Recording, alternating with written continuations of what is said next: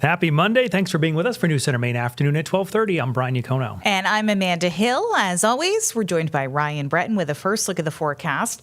So I got up this morning and I let the dog out and it was just pouring rain. I'm like, oh, it's going to be a day. Yep. And then it was gone. Yeah. It cleared out very quickly. Yeah. It's kind of like a light switch when it clears. It turns really nice, really fast. We do have some clouds that are still going to mix with the sun this afternoon, but all in all, I think most places it's a pretty good day. A little natural shade. Yeah. A little break from the sun. No harm in some clouds out there. Yeah. Exactly. Yeah, that's a good point because it's real warm. Yeah, where the sun is out, it bakes quickly. Yeah, we've got a live camera we can share with you right now. This is Topsom. The rain's long gone there, but you can see some of the clouds that have kind of billowed up now that the sun developed there. 75 degrees in Topsom. In Bangor, though, you still have kind of the overcast from the rain, which is departing to the east. You're at 66. And it is dry now in Bangor, but the rain is still out there, mainly in far down East Maine at this point.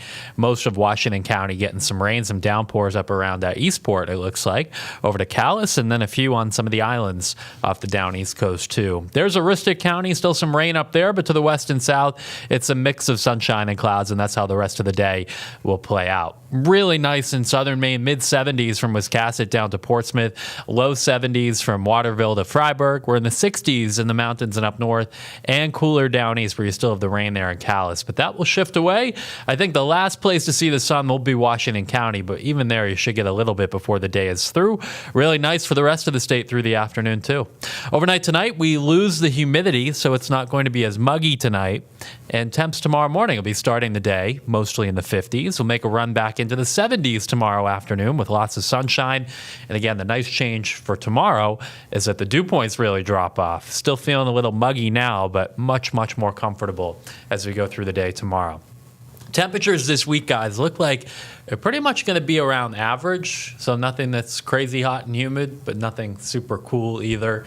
And then the wettest day looks like it'll probably be Thursday. Okay. So still some chances for showers some other days too, but Thursday is probably the wet day. Nothing wrong with average. Yeah. Average is enjoyable. I agree. We can Yeah, do that. especially this month. Yeah, right. All right, Ryan, we'll see you in a few minutes again. Yeah. Thanks.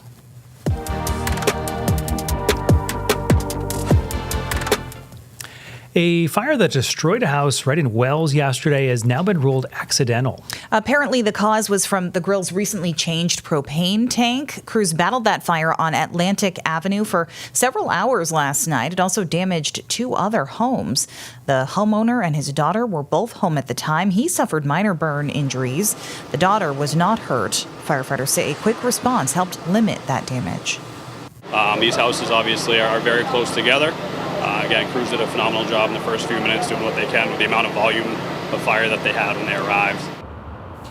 Crews worked into the night to put the fire out. The smoke and flames could be seen from far down the beach in Wells and beyond. A home in Stockton Springs was destroyed by fire yesterday morning, and investigators think this was arson. That home was located on Cross Lane. First responders say there was no power connected to the house. Anyone with information is asked to call the state fire marshal's office. A man from Sanford is expected to be in court today after being arrested for allegedly threatening to bomb a Central Maine power facility in Alfred. According to the York County Sheriff's Office now, Sean Grenier made the threat during a disagreement with a customer service representative on the phone.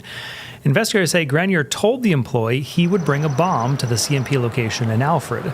Deputies obtained a warrant, arrested Grenier at his home in Sanford Friday night. He's being held now at the York County Jail after failing to post bail. He is supposed to appear in the York Judicial Center in Biddeford today. A woman from Lewiston is recovering now after being shot. Police say Layla Isaac was found on Webster Street yesterday morning with a gunshot wound after officers heard multiple shots fired in the area. Isaac was taken to Central Maine Medical Center. Police say her injuries were not life-threatening. Police say that incident remains under investigation, and they're asking anyone with information to give them a call. A second firefighter has died now from his injuries sustained in last month's explosion and fire at Robbins Lumber in Searsmont.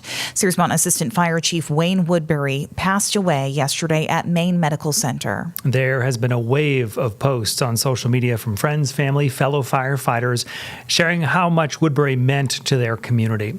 Portland Fire Departments, Rockland, Wells are among those sharing the condolences with Woodbury's family and fellow firefighters. State leaders, including Governor Janet Mills, U.S. Representative Shelley Pingree, and Senator Susan Collins, also offering condolences. A common theme in those tributes is the sacrifice Woodbury made in service to his community. The Thorndike Fire Department posted to social media saying the loss is being felt across the entire fire service community. Members there writing in part, quote, "The courage, dedication, and selfless service displayed by Assistant Chief Woodbury will never be forgotten. His commitment to protecting others exemplified the very best of the fire service." Officials with the town of Searsmont say his body is now being moved to Belfast today. They say the motorcade driving him will be going down New England Road, through the village, and on towards Searsmont around 3 p.m. They're asking people to consider lining the streets to honor Woodbury as they move through.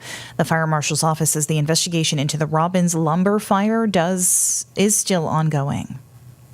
A water main break has closed a section of Ocean Street in South Portland this morning. The city says that closure affects Ocean Street from Hinckley Drive to the roundabout at Cottage Road and Thomas Street. The break was reported right in front of 161 Ocean. City officials asking drivers just avoid the area while they're working on repairs. We're told City Hall is accessible from Cottage Road. Portland Water District does expect the repair to take most of the day, possibly longer. They're working to find out what caused that break.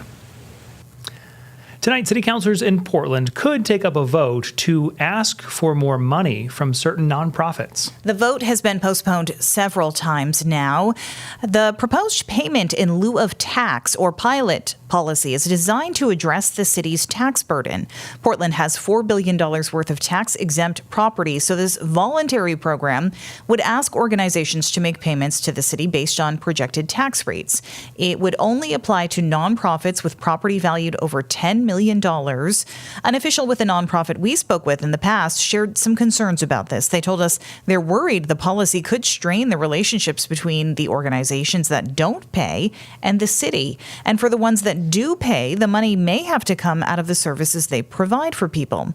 If the policy is approved, it would be phased in over 3 years, beginning in 2027.